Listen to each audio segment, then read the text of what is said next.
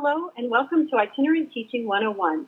My name is Carolyn, and I've been a hearing itinerant teacher for the deaf and hard of hearing, working in the suburb west of Chicago for the past 36 years. Before I begin today, I'd just like to take a moment to thank Sarah Kiefer and the Center for Deaf and Hard of Hearing Education at Indiana State University for giving me the opportunity to share my passion for itinerant teaching with you today. As we get started today, I'd like to start with a definition of what exactly we mean when we say itinerant teacher of the deaf or hard of hearing. Sometimes people will call us just itinerant. Sometimes they'll call us hearing itinerant.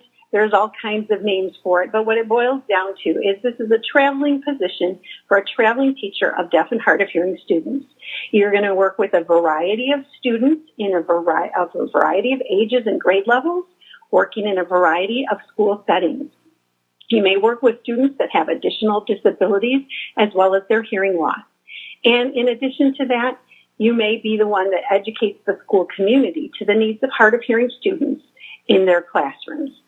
It may mean that you're in more than one district each week, and you'll probably be in more than one school each and every day. So what exactly does a hearing itinerant teacher do? Well, the first is we have direct instruction to meet IEP goals. That's pretty much the meat of the itinerant position. However, you may find that case management, consultation, and problem-solving teams may also add to your job description. You will also be providing consultation support for classroom teachers, special teachers like art, music, and PE, teaching assistants, hearing peers, and other school teams. You may be a member of problem-solving teams, diagnostic teams, audiological teams, and you may be responsible for management and maintenance of hearing-assistive technology equipment.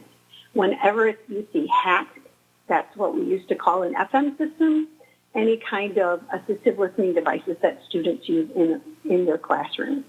As a side note, many places have an educational audiologist on staff who monitors this HAT equipment. But in my district, she was not always readily available. So it's important that you make yourself a hearing aid cleaning kit or a HAT equipment troubleshooting kit so that you can take care of those issues as they arise. In your hearing kit, you should have a listening stethoscope or an ear mold that's on a long tube, and your educational audiologist can make you an ear mold, a listening ear mold, an air bulb for getting water out of tubing, a small cup, maybe a small shampoo, like the sample size shampoo thing, a toothbrush, and then a lace crochet hook or a wax pick. Okay, I say a lace crochet hook because they're made out of metal, they're practically indestructible, and they cost about $1. Whereas a wax pick or a wax loop, the little wire loop tends to break pretty easily. And if you buy the smallest crochet hook you can find, you can use it to scoop wax out of pretty much any ear mold. It doesn't work for domes or those kinds of other small, very tiny hearing aid ear molds, but for a pretty standard one, it will work. And then a couple of paper towels and some water, and you are all set to go. A little soapy water in the plastic dish, and you can give a good scrub to an ear mold and clean out that wax, and then blow out the water, dry it with a paper towel, and put it back together again. It's important that you do check equipment at least once a week and maybe do a listening check daily if you see those students on a daily basis. What makes a good itinerant teacher of the deaf or hard of hearing? Well, it takes a special skill set. You'll need all the skills of a classroom teacher plus a few more besides. Some of the personal qualities that I feel make a good itinerant is somebody who's outgoing and cheerful. You're going to be kind of isolated in your position, so the more outgoing you are, the easier it will be for you to make connections with other people. You'll need to be flexible and self-directed because you may not be seeing your supervisor or other colleagues that know what you're doing every day, all day. You may not see them very often. You need to be self-motivated and really a self-starter on a lot of activities. You need to enjoy the variety that you would get in an itinerant position because you'll get kids from kindergarten through high school. Professional qualities that an itinerant really needs is to be organized and resourceful You're going to need to keep track of lots of different things in lots of different places. You're going to need to be assertive so that you can get the things that your student needs. You're going to need to advocate and educate the classroom and the school community to the needs of your students. You're going to need to mediate a great deal of issues that come up between your students and staff in the building. You'll need to be schedule-oriented because you need to be in each place that you say you'll be when you'll be there. You're kind of a jack of all trades for the students who are deaf and hard of hearing in the general education classroom. Some additional responsibilities that a hearing itinerant might have would be diagnostic testing for their regular caseload students or new students, following up on newly identified deaf and hard of hearing students, providing short-term interventions for new hearing aid users or some short-term interventions on coping strategies or listening skills. You may provide for consultation for 504 plans with accommodations for hearing or access to information needs. You may be in charge of monitoring referrals and identification processes for the school hearing screening or some outside audiological evaluations for the specific schools that you cover. You may also be in charge of disability awareness training for staff and peers. Some districts allow itinerants to provide an RTI type service for listening skills or hearing aid orientation or for new hearing aid users, coping strategies, that kind of stuff. Even if there are no academic issues of note, I understand in Indiana sometimes those students could be served through a consultative model. In ours, it was not really IEP minutes, it was just more kind of an RTI type service. So who might be on an itinerant caseload? Well, it's always important to check with your specific state or region as to who qualifies, quote unquote, for hearing itinerant support. In our cooperative, we were able to offer services to students that had an identified hearing loss, permanent or fluctuating, as long as we had some documentation of the said hearing loss and that it was having an educational or social emotional impact on the student performance in their general education classroom. Hearing itinerant services, hearing eligibility are always a special education eligibility category. We are not a related service, and we should not be listed on IEPs as a related service. We are a special education eligibility. Some students with identified hearing loss that might be on your caseload would be students with known sensory neural hearing losses that have academic or social emotional impact on those general education performances. Students with documented chronic conductive hearing loss may also be on your caseload as long as you have documentation that the hearing loss has occurred. It's been more than one ear infection, and that chronic conductive is having an academic or social emotional impact on the classroom performances. Students may need to have academic as well as functional skills support. Functional skills would be things that would include things such as hearing aid use and care, communication skills, self-advocacy skills, listening skills, anything that would a hard of hearing student would need to cope in a hearing general education classroom. You may have other students with hearing loss on your caseload, including students with multiple disabilities that hearing loss is just one factor of the puzzle. You may also have newly identified students with hearing loss that are just learning to use their hearing aid or have just received an FM and are learning how TAC system and are learning how to use that, but hearing loss is not really impacting them academically. You may also have students on your caseload who are having social emotional concerns relating to their loss of hearing or their ability to communicate in the classroom or with their peers. And they may need some additional information on coping strategies or listening skills. All right, so let's get started. At the beginning of the year, you should contact all of your schools that you will be servicing. Explain who you are and who you will be seeing. Usually this contact is the school secretary, but it may be the school principal or the student service coordinator, the guidance counselor, or even the special ed department chair.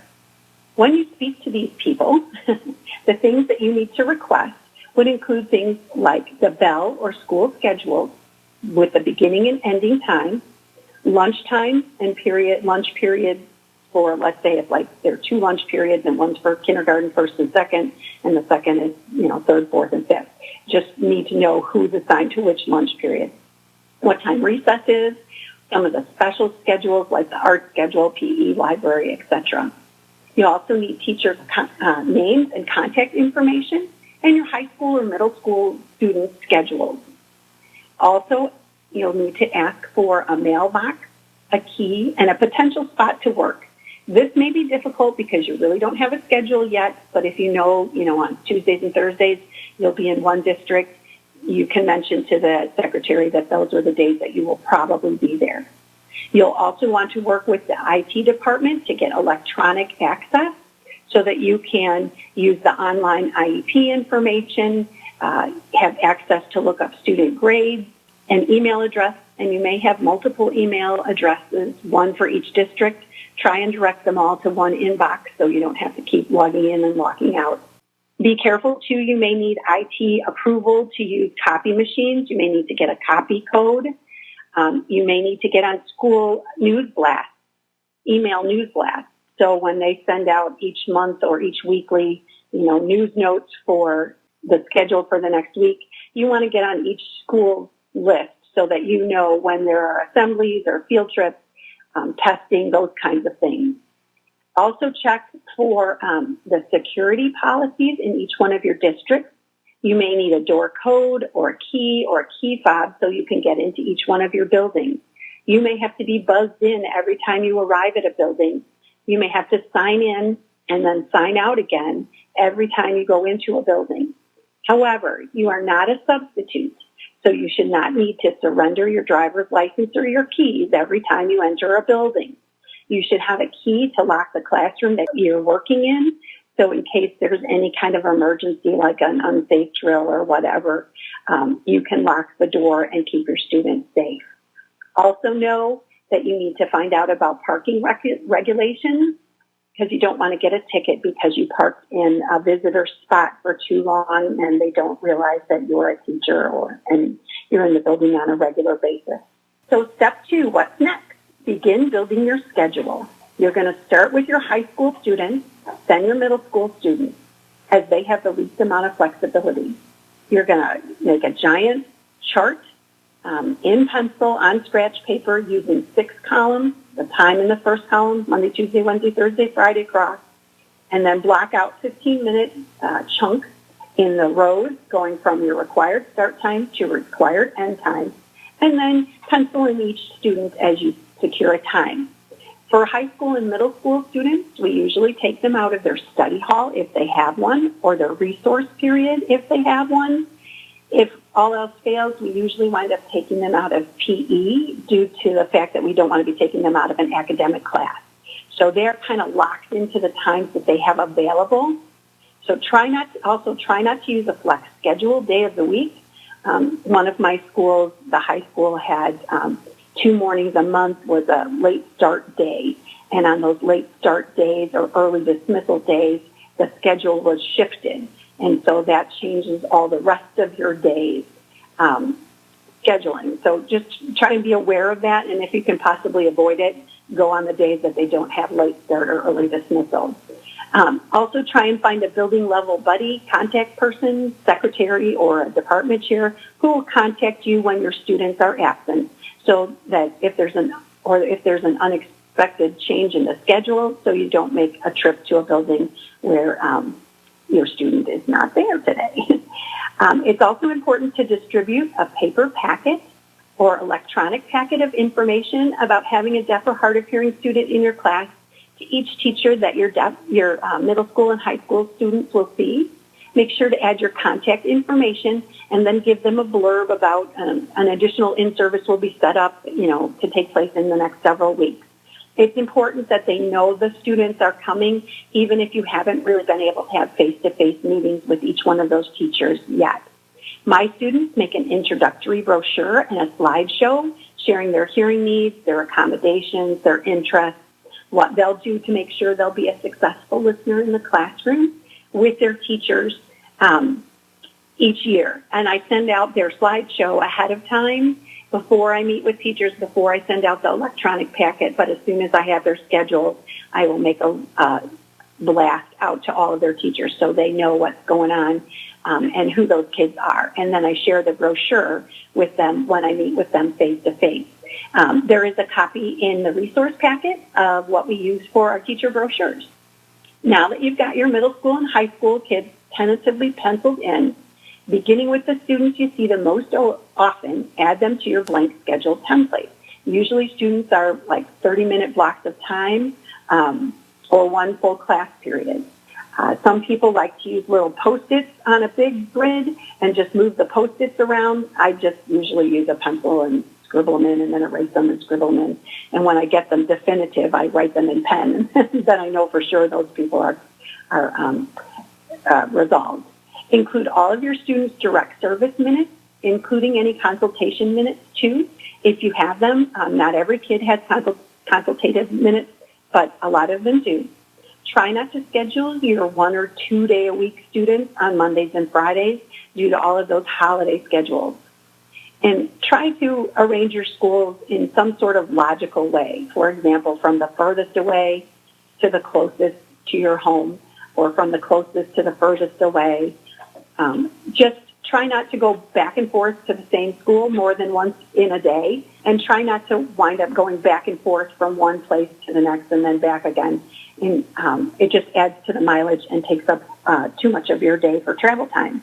But it may be difficult also to add that plan time and lunchtime slots until you have most of your students with the least flexibilities, middle school, high school kids, daily students, already in your schedule. But be sure to include a lunch and a plan time, because you can't teach without a plan, and everybody gets crabby when you don't have a lunch. So some scheduling hazards to be aware of are to make sure that you include a plan time every day. Contract allowed us 30 minutes of planning time a day. Make sure to give yourself a lunch period as well, and not really a driving lunch. If at all possible, try to have your lunch at a school building, because it's an excellent time to meet other building level staff and hear about your students kind of informally and collect any possible referral information about new kids that have popped up. Know that if you're in a hurry, somebody's going to want to stop and chat with you, so try to leave a little bit of flexibility in your schedule to do this as well. Try to see your desk several times a week. Try to allow for possible road closures or railroad crossings, or following a tractor down a country road, or construction delays, because they will interfere with your schedule as well. If you are going to see students back to back at a building, which I highly recommend, be sure to leave enough time between students to switch out materials, walk a student back to class, and get set up for the next kiddo. Be aware that it takes time to leave a building, pack everything up, leave a building, especially if you have to sign in and sign out, travel, get to the next school, pack everything into the building, sign in, and get set up for your next student. It takes more time in cold weather to pack yourself up and unpack yourself, as well as to travel, so kind of be aware of this as well. Also, make sure you leave a little time to use the restroom. Some days get a little busy, and that one is the first thing to go in your schedule. So let's begin the year right. Now you've got a schedule going, and now we want to assure success for our deaf and hard of hearing students. General education, teacher education is the best way to ensure a successful year for your deaf and hard of hearing students. Sharing information on the impact of the hearing loss on academic and social skills can certainly smooth the way for your students. You may be only one member of your student's team. Interpreters, note takers, educational audiologists, speech language therapists, reading interventionists, they all need to understand that impact of hearing loss. Know you may explain your role multiple times in multiple ways. Teams may not understand that general knowledge, background knowledge, and vocabulary difficulties may show up as kind of reading comprehension issues. For example, if you've never heard the word volcano and then you're asked to read and answer questions regarding a paragraph on volcanoes, you may have some difficulty comprehending the passage. You may also find that educating the school population is an ongoing job. So let's start the year with teacher in-services. Teacher in-services should be done each semester for each teacher for each student. Should try to hit these within the first 2 weeks of school. Usually set up a 30-minute block or so. Sometimes it takes a bit longer. Use any handouts and video demonstrations to promote understanding of hearing loss, hearing aids, cochlear implants, or hearing-assisted technology. Handouts can include picture audios, the ear team hearing loss form, that these describe potential impacts of hearing loss, tips on how to see the students, that kind of stuff. A list of accommodations and support, IEP information, hearing-assisted technology information, troubleshooting tips, substitute teacher information guides, closed captioned media account information, and maybe a brochure made by the student. There are examples of all of these things in the resource packet that comes with this webinar, so take a look at that. But when you're in the classroom talking to the teachers, be sure to examine the classroom as well. Look for the deaf and hard of hearing student seat location and any noise issues in the classrooms. For example, a heating vent, fan, door noise, windows. Look for visual access to where the teacher usually stands, and be sure to share captioned media information so that they can get their own captioned media account. Think about HAT connectivity issues and charging stations for HAT equipment.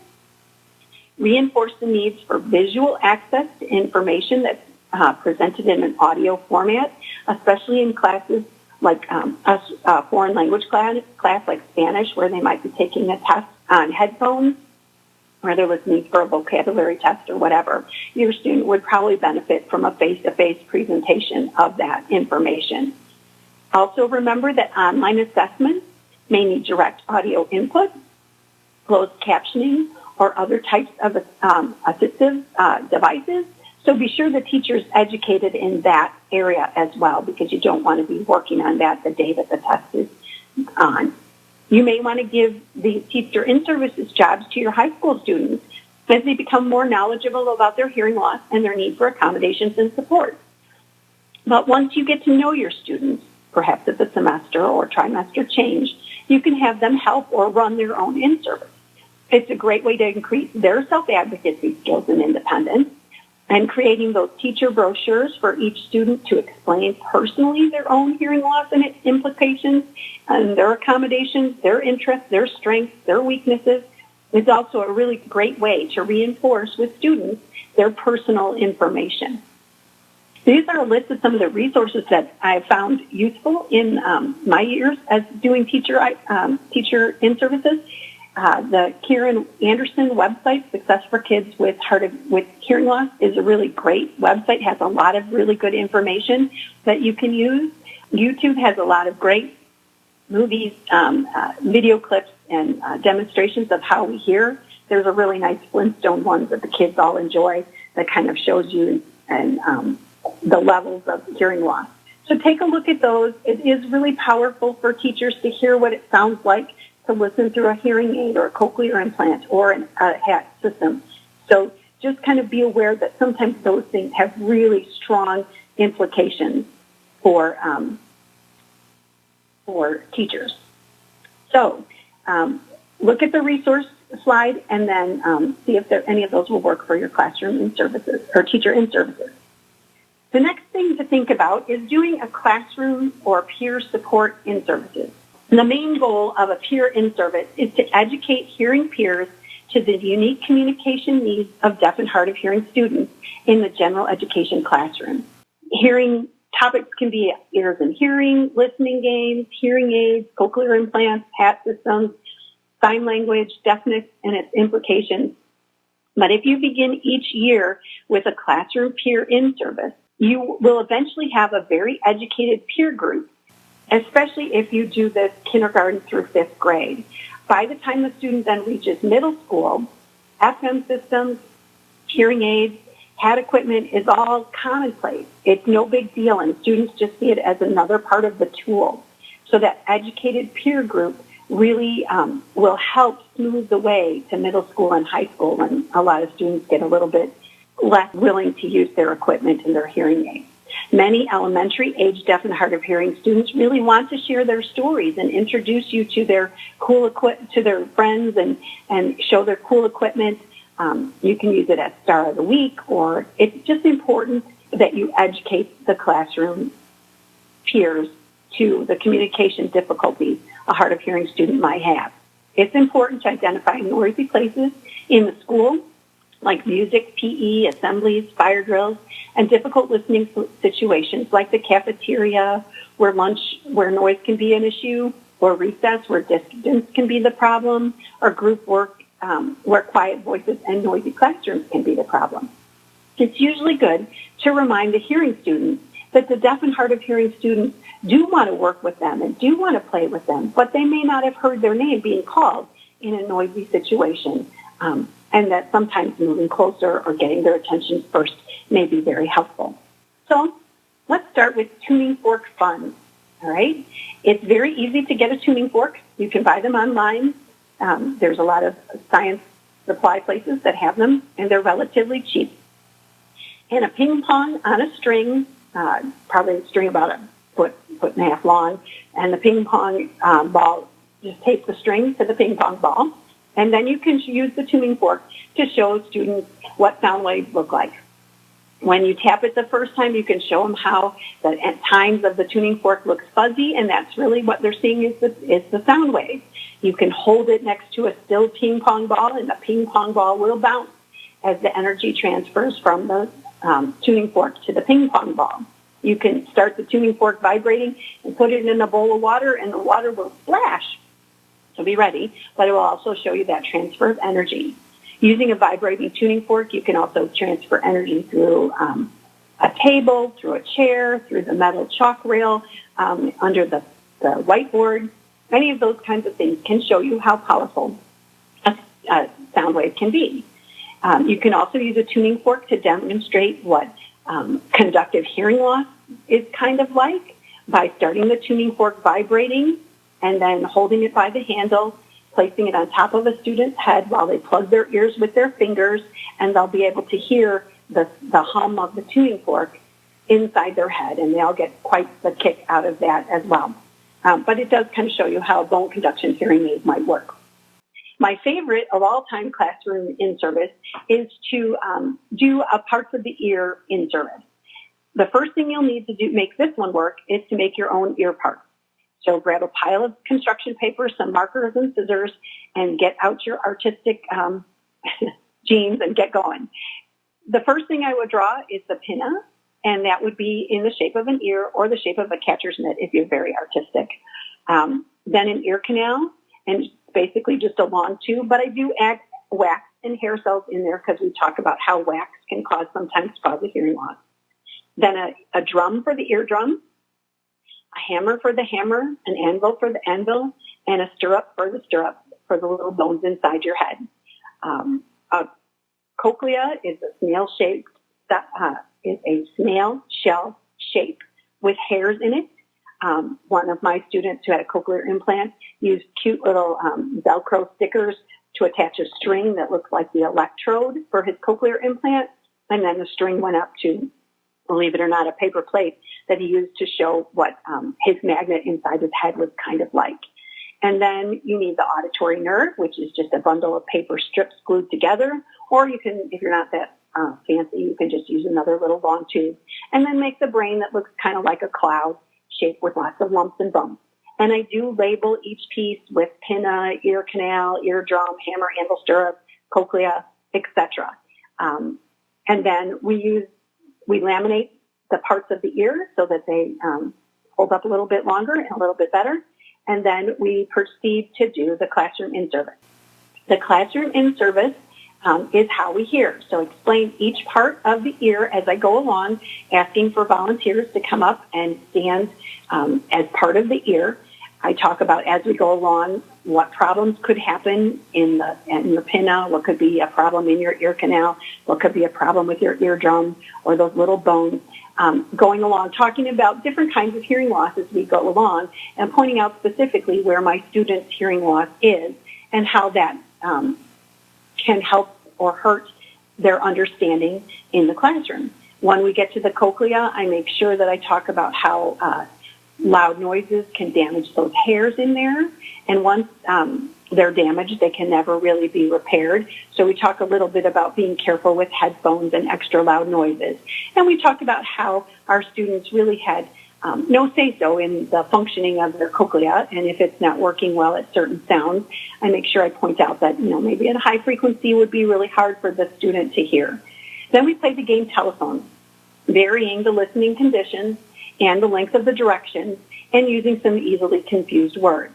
So the first go-round, I have the classroom who are non-participants be totally quiet.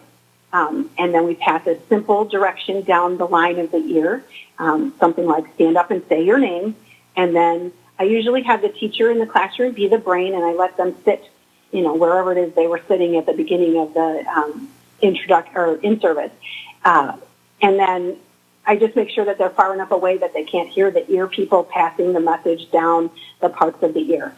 So I also make sure that my deaf or hard of hearing student is the pinna, because then I can be assured that they get the direction correctly and they have access to that information. I can talk into their FM. I can sign the information. I can make sure that I have their visual attention when I give that information to them to pass the direction down. So they pass the direction down. We go over to the brain. The auditory nerve runs over to the brain, tells them what to do. The second time through, I have the audience participate as well. I have them... I teach them to sign for start, stop, and again, so that I can have control of the group. I tell them I'm going to ask them to sing the ABC song, and to start when I sign start, and to stop when I sign stop, and then they can either snap their fingers or clap their hands quietly as well while they're singing. And then I have the ear people do this again with a more complicated direction, something like stand up, turn around 3 times, and touch your nose or touch your toes. And then we do the whole thing all over again. And then when it's complete, I ask the folks sitting on the carpet, the audience, if they notice the ear people doing anything differently, if they changed something, if they had to repeat more often, if they had to speak louder, if they had to get more attention or whatever. These are all then translate into things that are good tips for communicating with a deaf or hard of hearing student in your classroom. Then I ask the ear people if they did anything differently as well. And I usually end my in-services with a chance for kids to listen to what FM system or hat equipment sounds like or hearing aid sounds like with my listening stethoscope. So try to collect a tuning fork, a ping pong ball on a string, some used ear molds, cleaned of course, some non-functioning hearing aids or cochlear implants. Sometimes you can get those from Advanced Bionics or Cochlear America, and they can give you a model of a cochlear implant. Ear tubes, if you can get them, earplugs, model of the ear that you could order through a science website, and then your homemade parts of the ear. Keep them in a large zip-top bag or a folder so you can just grab it when you need it. One book that I did use with kindergartners that worked out really well last year was Freddie and the Fairy, which gives 3 little easy lessons on how to talk to a deaf and hard of hearing student, and it's not quite so complicated. So now you got all your classroom in-services done. You got all your teacher in-services done. What's the daily life of an itinerant look like? First, what do you teach direct service students? Well, these are the students that you're going to see on a weekly basis, based on their degree of hearing loss and the educational impact of it. Typically anywhere between 30 minutes a week to 255 minutes a week. It may go higher depending on that student's needs. But this is language, expressive and receptive, auditory training, including use of their residual hearing, auditory discrimination, the ling sounds test, listening tests. You want to be able to have them try a listening check with their friends using maybe those ling sounds, speech reading, visual and nonverbal information to support their hearing, coping strategies, how to be a deaf, hard of hearing kid in a hearing world, communication strategies, anticipatory strategies, repair strategies, perspective taking, listening skills, how to follow directions, how to manage their hat equipment, how to clean their ear molds, maybe reading skills, including phonemic awareness and rhyming, word families and sight words, And also comprehension strategies like inferences and answering questions. You may do some writing with structure of writing, word choice, or organization, and always vocabulary work, including multi-meaning words, content-level vocabulary, word strategy studies like prefixes and suffixes. There's no end to the amount of language things that you can teach for your direct service students. So you need to get yourself organized. Start with a folder for each student. It can be a binder, it can be a pocket folder, whichever way you want to sort your things out. But make copies of information ahead of time, maybe like a unit of material, so you do not have to worry about whether or not you have materials copied. I usually, if I'm doing, let's say, an anatomy of your ear unit, the parts of the ear with my little kids, I'll have ear parts, and I'll have drawings, and I'll have games, and I'll have kind of worksheety kinds of things, and I might have Play-Doh, and I'll have all of that together in their folder. But I will also have additional following direction pages, maybe some auditory to scrim pages, all of those copied in the folder so that I always have something right there ready to go for each day, and I don't have to copy every day. Have a bag, box, or crate, one per school, with each kid, those kids in that school folders in that bag, box, or crate. A pencil box with supplies that can be left at each school. Find some sort of storage spot at each building so you can leave materials or folders. I have even gone so far as left folders in my mailbox. You can leave them in the corner of the room you use, or in the copy room, find a cabinet and let the secretary know that you're going to be storing materials in there. Label it with your name and title, and then say, please do not remove, because people will take your pencils and pens and tape and whatever and walk off with it. Also get a tote bag or a rolling backpack or some other bag with pockets for organization and a closable top. Weather happens, and you'll be very happy that you don't need to dig through your trunk for your materials. You just have to grab your one bag with your plan book, etc., in it and go. No, snow and rain will fall into your trunk and into your bag and onto your materials, and you don't want to ruin all of your hard work. So do look for something with a bag or a tote that has a zip top at the top. One source for good bags that I found that has lots of pockets and a zipper top is 31. I'm not a salesperson, but 31 usually has very nice bags. The small utility tote with a zipper top was one I used for many, many years, and it's really quite handy. So the next part, organizing your life, is to get yourself a plan book of any kind. It can be a plan book. It can be a binder. It needs lesson planning pages. It needs a place for a consult log, who you talk to and when you talk to them. A hearing assistive technology service log, important contacts, and a student information page, including the student's audiological, their parent contact information, birth date, school contact information. There is a page in the resources folder that has a copy of the student information page that we have used. You're going to need that information at your fingertips, and you may not be at your desk when you need it. So you may not even have electronic access. So a binder of information or a self-made plan is really helpful. Write down names, phone numbers, job titles of everybody. Add them to your phone or your plan book. You think you're going to remember them, but there are going to be a lot of them. So it's really important to make sure that you have that information organized. Okay, organizing your life 3, the email edition. Google can be your friend. Use and link your Google calendars for all of your schools, so that way you'll be aware of assemblies and field trips and those kinds of things that are coming up, testing schedules, those kinds of things.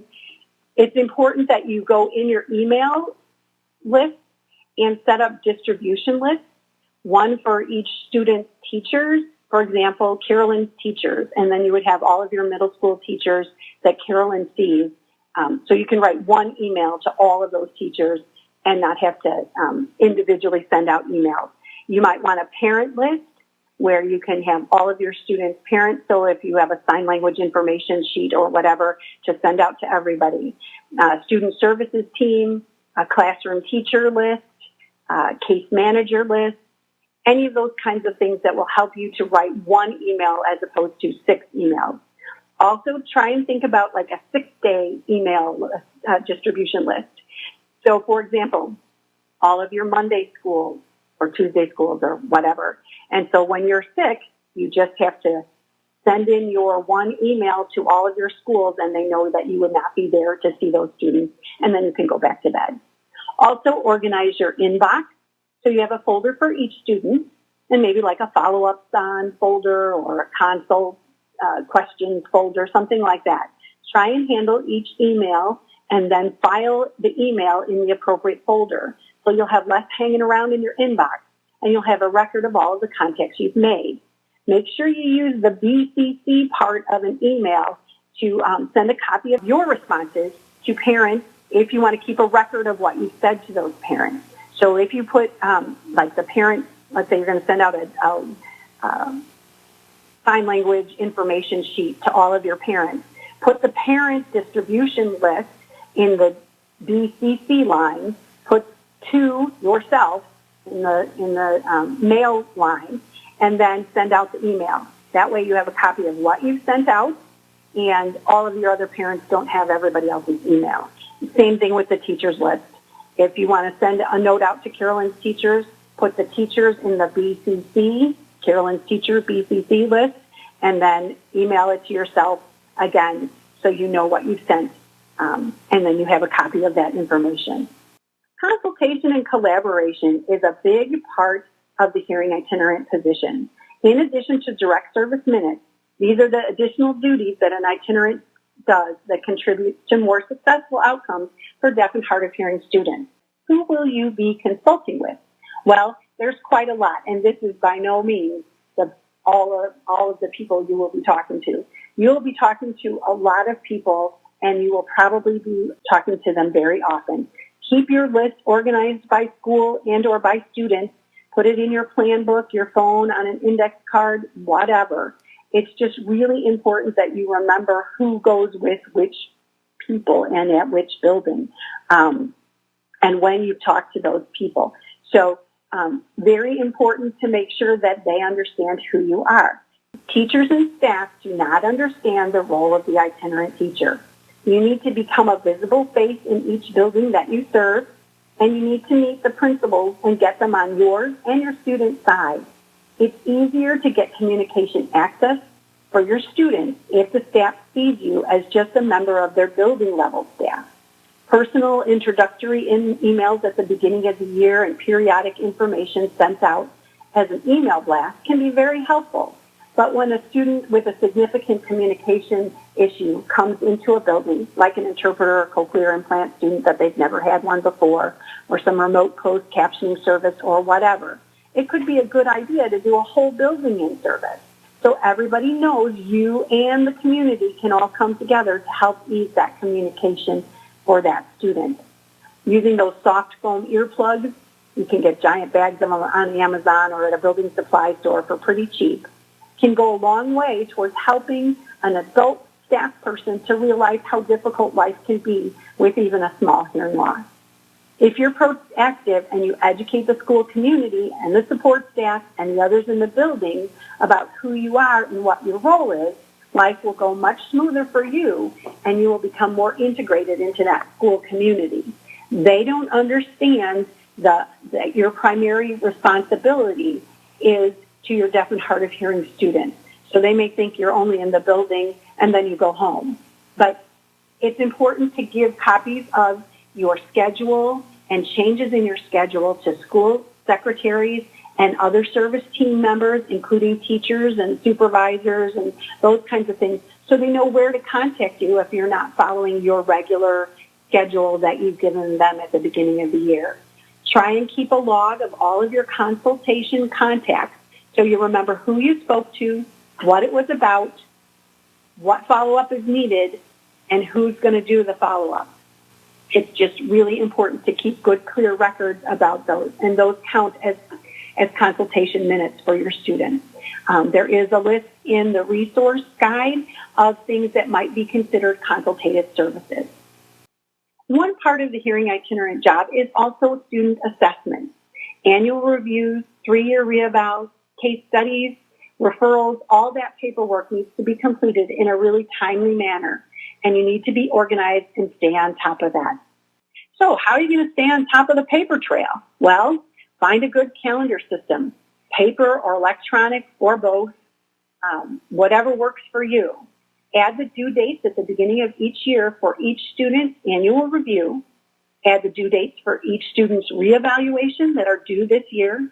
And then add an alert like 2 months before they're due so that you can be aware of things that are coming up and you don't get into a time crunch. Notify your school teams far in advance because you may be able to complete an evaluation in a month, but I can guarantee you the teams in your buildings will not be able to do that.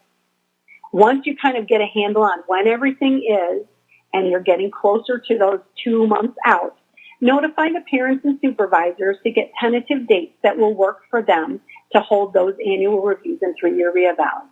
Then notify the classroom teacher of those tentative dates and possible times.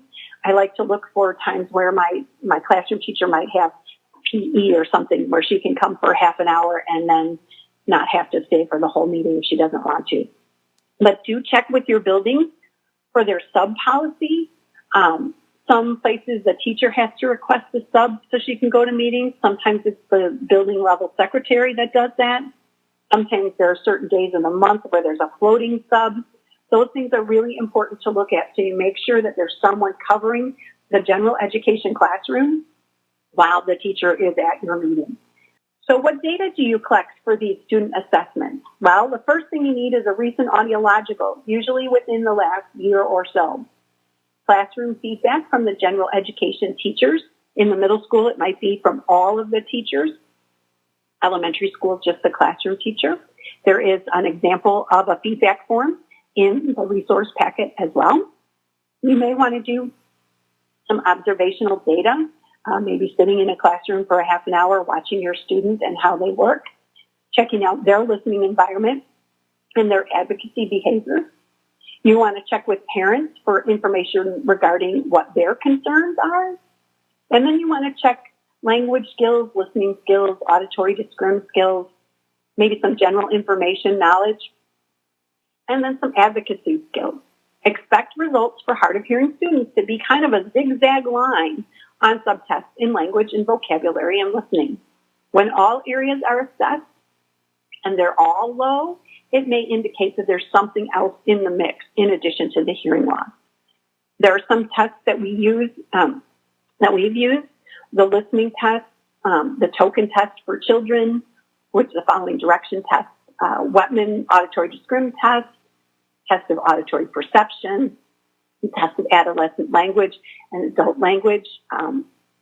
The Mid-Valley team developed a specialized skills curriculum assessment, which is kind of an advocacy assessment that we put together that goes with our specialized skills curriculum.